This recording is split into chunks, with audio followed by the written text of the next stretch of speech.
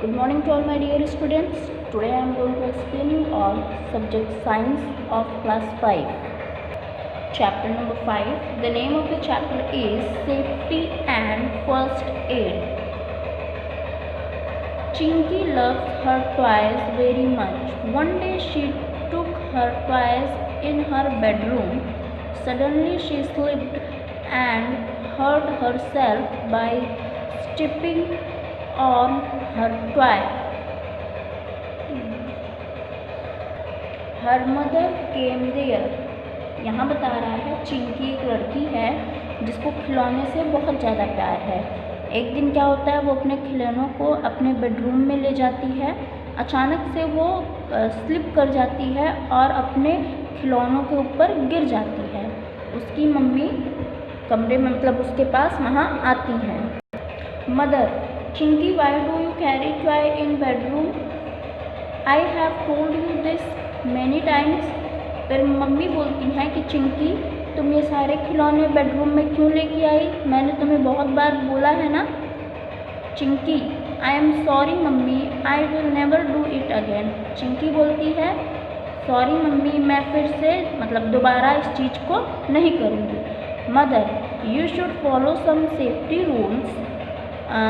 Safety rules when you are at home, in school or on the road or anywhere else.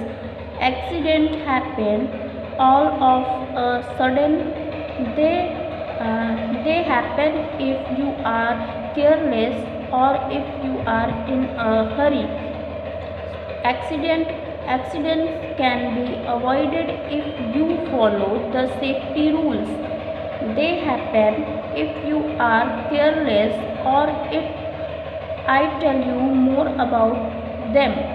अब यहाँ बता रही हैं, उसकी मम्मी कह रही हैं कि हमें हमेशा सेफ्टी रूल्स का फॉलो करना चाहिए। मतलब चिंकी को समझा रही हैं कि चिंकी, तुम्हें हमेशा सेफ्टी रूल्स को फॉलो करना चाहिए, चाहे तुम घर में हो, स्कूल में हो, रोड पे हो या फिर कहीं भी हो। एक्सीडेंट कहीं भी किसी वक्त हो सकता है। अगर आप केयरलेस हैं या फिर आप बहुत जल्दबाजी में हैं तो एक्सीडेंट हो सकता है। इसलिए हमें एक्सीडेंट को अवॉइड करने के लिए हमें कुछ सेफ्टी रूल्स को फॉलो करना चाहिए। चलिए हम इसके बारे में आपको और बताते हैं। Accidents can happen at any time and place. Accident are dangerous as they cause injury to people. They can sometimes even cause death. Carelessness leads to accidents. You can avoid accidents by following certain safety rules. यहाँ कह रहा है कि जो accident होता है वो कहीं भी किसी भी समय हो सकता है। एक्सीडेंट हमारे लिए बहुत डेंजरस होता है क्योंकि इससे हमें चोट भी लग सकती है और कई लोग तो मर भी जाते हैं, है ना। एक्सीडेंट में तुरंत ऑन द स्पॉट वो मर जाते हैं। तो इसलिए हमें एक्सीडेंट को बचाना चाहिए। हमें हमारी केयरलेस की वजह से, जो हम केयरलेस होते हैं रोड पे चलते वक्त या फिर कहीं भी, तो क्या होता है, एक्सीडेंट हो जाता है। तो एक्सीडेंट से बचने के लिए बहुत सारे रूल्स बने हुए हैं। अगर आप उसे फॉलो करेंगे तो आप एक्सीडेंट को अवॉइड कर सकते हैं। Like rules of safety: be alert, be properly dressed, avoid being over confidence और इम्पेशेंट। मतलब कि आप जब भी रोड पे चलते हैं आपको अलर्ट रहना चाहिए। जैसे देखिए इस फिगर में ये लड़का मोबाइल चला रहा है और सामने से गाड़ी आ रही है, तो ये कितना केयरलेस है, देखिए अलर्ट नहीं है ना। तो आपको हमेशा अलर्ट रहना चाहिए रोड पे चलते वक्त। हमेशा आप प्रॉपरली ड्रेस्ड रहिए। मतलब जब भी आप बाइक चलाइए तो हेलमेट लगाना बहुत ज़रूरी है, तो हेलमेट लगाइए। अगर आप कार ड्राइव कर रहे हैं तो सीट बेल्ट लगाना बहुत ज़रूरी है। हमेशा ओवर कॉन्फिडेंस नहीं होना चाहिए और बहुत ज़्यादा उतावलापन आप में नहीं होना चाहिए क्योंकि इससे भी एक्सीडेंट हो सकते हैं। नेक्स्ट है सम सेफ्टी रूल्स एट होम.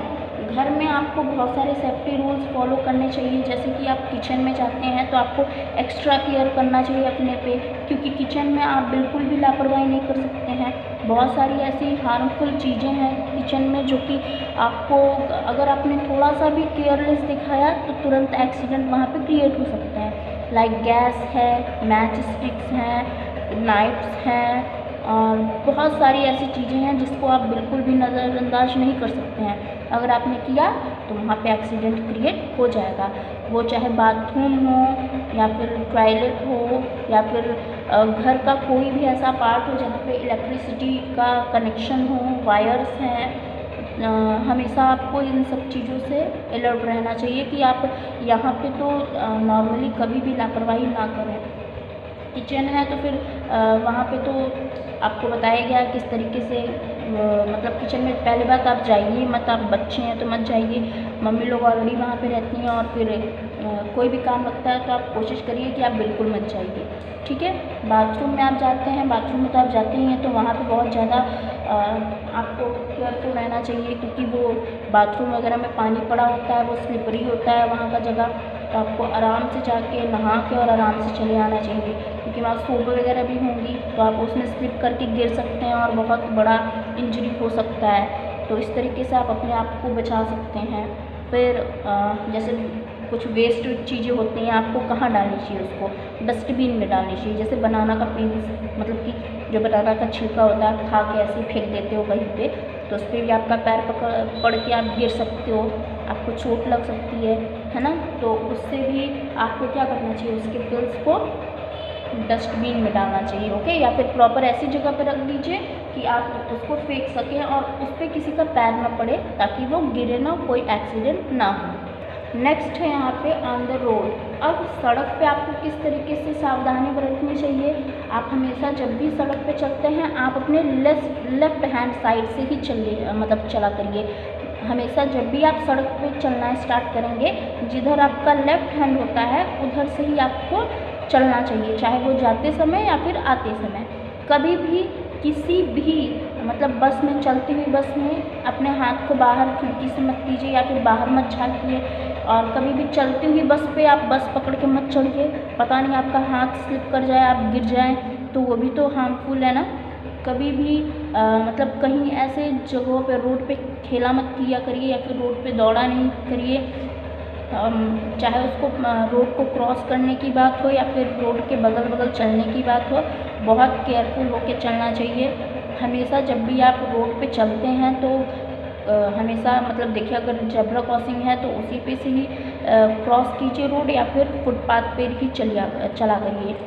तो रोड पे बहुत ज़्यादा सावधानी बरतने की ज़रूरत है, नहीं फिर एक्सीडेंट कभी भी कहीं भी हो सकता है। नेक्स्ट है फायर सेफ्टी। फायर सेफ्टी के लिए यहाँ बता रहा है कि अगर इलेक्ट्रिसिटी से इलेक्ट्रिक फायर अगर लग जाती है तो आपको क्या करना चाहिए। पहली बात तो सबसे पहले आपको जो मेन स्विच है उसे ऑफ कर दीजिए। वैसे जब ये सब फायर लगता है तो इंसान के दिमाग में कुछ नहीं आता है, उसको बस ये लगता है कि पानी उठाओ और पानी डालो।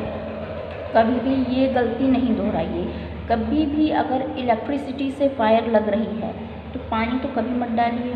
यहाँ बताया जा रहा है आप बालू या फिर मिट्टी, सैंड या फिर मड, उसको उस फायर पे डालिए। तो उससे क्या होगा, वो फायर धीरे धीरे बंद हो जाएगा। और उसके बाद सबसे पहले अपना दिमाग लगाइए कि आपको तुरंत जाके मेन स्विच बंद कर देना है।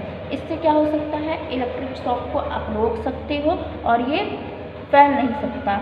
अगर आप पानी वगैरह डालोगे तो पानी जहाँ तक फैलेगा वहाँ तक ये इलेक्ट्रिसिटी बढ़ती जाएगी, मतलब इसका फायर भी बढ़ेगा प्लस इसका करंट भी जो होता है वो भी बढ़ता जाएगा। तो ये एक जगह से दूसरी जगह फैलेगा तो सबको हार्म दे सकता है ना। तो सबसे इजी है, आपको उस पर क्या डालना है, मिट्टी या सैंड। पेट्रोल और कैरोसिन से भी जो फायर लगती है उसमें भी आप पानी कितना भी डालोगे वो बुझेगा नहीं। तो इसलिए इस पर क्या किया जाता है, इसकी बर्निंग को रोकने के लिए आप पानी जो डालते हैं उसको कभी नहीं डालना चाहिए। आपको हमेशा उस पर क्या डालना चाहिए, मिट्टी या फिर सैंड। तो इससे आप क्या कर सकते हो, इन एक्सीडेंट्स को बचा सकते हो। नेक्स्ट है first aid. First aid box सबके घर में होता होगा, है ना। सभी के पास फर्स्ट एड बॉक्स होता ही है।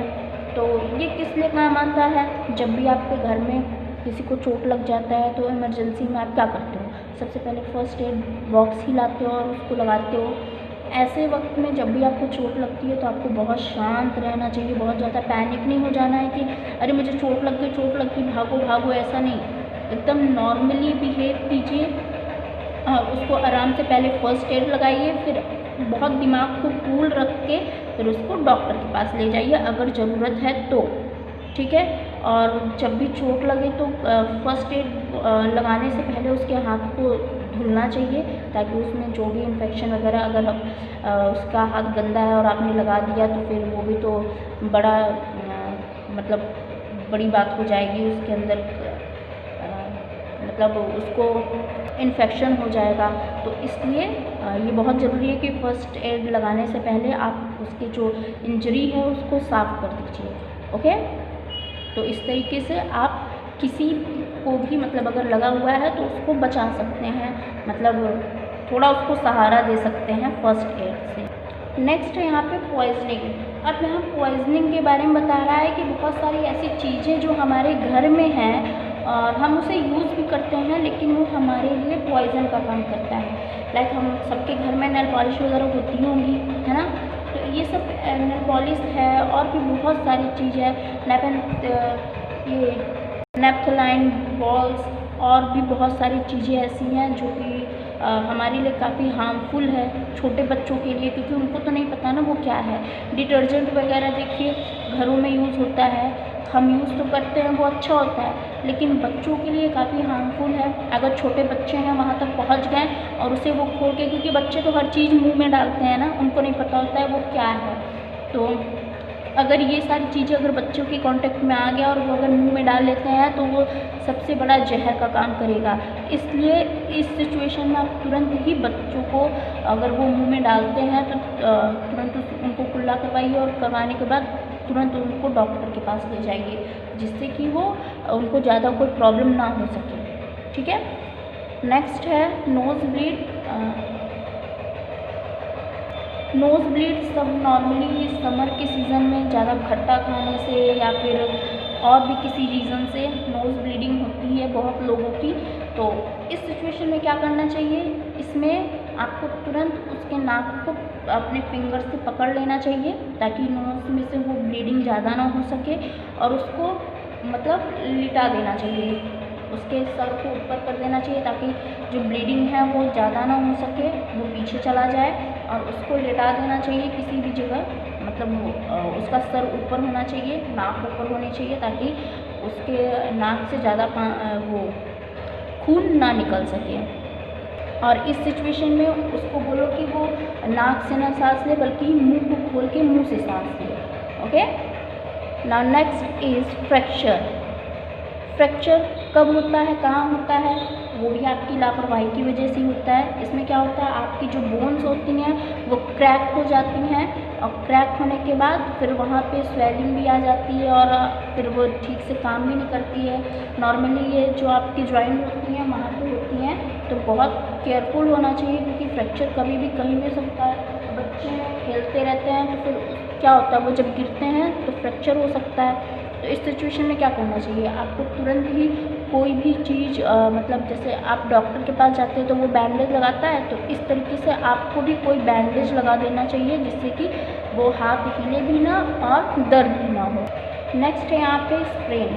स्प्रेन कहाँ होती है, ये जब जहाँ जॉइंट होती है, बेसिकली हमारे एंकल में और हमारे रिस्ट में जो जॉइंट होती है वहाँ पे स्वेलिंग आने लगती है, उसी को क्या बोलते हैं, स्प्रेन बोलते हैं। इस सिचुएशन में क्या करना चाहिए, आपको बहुत ज़्यादा अपने जो जॉइंट है वहाँ से बहुत ज़्यादा मूवमेंट नहीं करना चाहिए, और जो मतलब जो स्ट्रेचेबल बैंड होते हैं उसको उसमें बांध देना चाहिए ताकि आपको रिलैक्स फील हो, और फिर उसके बाद आपको डॉक्टर के पास जाना चाहिए। नेक्स्ट है बर्न्स फ्रॉम केमिकल। अगर केमिकल से जला हुआ है तो आपको हमेशा प्लेंटी ऑफ वाटर से उसको वॉश करना चाहिए ताकि उसका इफ़ेक्ट और दूसरे एरिया में ना पड़े। ठीक है, और इस केस में भी आपको डॉक्टर के पास इमीडिएटली जाना चाहिए। नेक्स्ट है एनिमल बाइट। मतलब कोई भी एनिमल या इंसेक्ट अगर आपको बाइट करता है तो उस सिचुएशन में आपको क्या करना चाहिए, तो इस सिचुएशन में आपको हमेशा एंटीसेप्टिक क्रीम अप्लाई करना चाहिए, और अगर इंसेक्ट बाइट है तो आइस क्यूब आपको अप्लाई करना चाहिए जिससे कि इन्फेक्शन बहुत ज़्यादा नहीं बढ़ पाएगा, और इसके बाद भी आपको डॉक्टर के पास जाना चाहिए। डॉग बाइट, अगर आप कहीं भी रोड पे या फिर गली में जा रहे हैं तो अगर डॉग बाइट कर लेता है तो उस डिसीज़ जो उससे क्रिएट होगा, डिसीज़ उसका क्या नाम है, उसका नाम है रेबीज़। तो इस सिचुएशन में भी आपको क्या करना चाहिए, इस सिचुएशन में भी जो मतलब अगर आपको डॉग बाइट कर रहा है या फिर कोई भी एनिमल बाइट कर रहा है तो आपको उसको डॉक्टर के पास तुरंत जाना चाहिए। इससे इन्फेक्शन बढ़ने का खतरा होता है, इसलिए जल्द से जल्द आपको डॉक्टर के पास जाना चाहिए। स्नेक बाइट, अगर स्नेक बाइट करता है तो इस सिचुएशन में तो सबसे पहले आपको डॉक्टर के पास ही भागना चाहिए, हॉस्पिटल, क्योंकि इस सिचुएशन में इंसान के बचने की चांसेस बहुत कम होती हैं। और अगर आप मतलब हॉस्पिटल अगर बहुत दूर है तो आपको फर्स्ट ऑफ ऑल क्या करना चाहिए, उस एरिया को एक बैंडेज से बांध देना चाहिए टाइटली, ताकि उसका जो पॉइज़न है वो पूरे शरीर में न फैल सके। खैर उसको रोक तो सकते नहीं, लेकिन कुछ समय के लिए हम उसको ज़रूर उस आदमी को बचा सकते हैं जिसको सांप ने काटा है। और अगर बचाना है तो सबसे जितनी जल्दी हो सके उतनी जल्दी आपको डॉक्टर के पास पहुंचना चाहिए, ताकि उसका जो पॉइज़न है वो निकल सके और वो इंसान बच सके। Let us do the exercises. Tick the correct option, means which one is correct. First is accidents can happen eight any place, time, both A and B. So your answer is C number, both A and B. Second, we need to take extra care in the kitchen. Okay. Third, gas in the air is necessary for anything to burn. Your answer is oxygen. Okay. Filling the blanks. Accident can happen at any place and time. Second, carelessness leads to accident. Third, in case of fire breaks due to an electric fault. Fourth, in case of big fires, call for a fire brigade. Fifth, a dog bite can cause a disease called rabies. 6. Cross the road using a subway or at the zebra crossing. 7. Throw wastage in the dustbin to avoid slipping. 8. We can throw sand or mud on electric fires. Write true or false, means write T for true, T for true or F for false. First, carelessness leads to accident. True. Second, we need to take extra care in the kitchen. True. 3. Keep to the right while walking on the road. False. 4. Never use sand in case of electric fire. False. D. Match the following. Stay calm, means first का D में, second का A में, third का B में and last one 4 का C में. Okay, in this way your chapter is completed. You will get all the question answers of this chapter as a homework. So that's all for today. Thank you so much.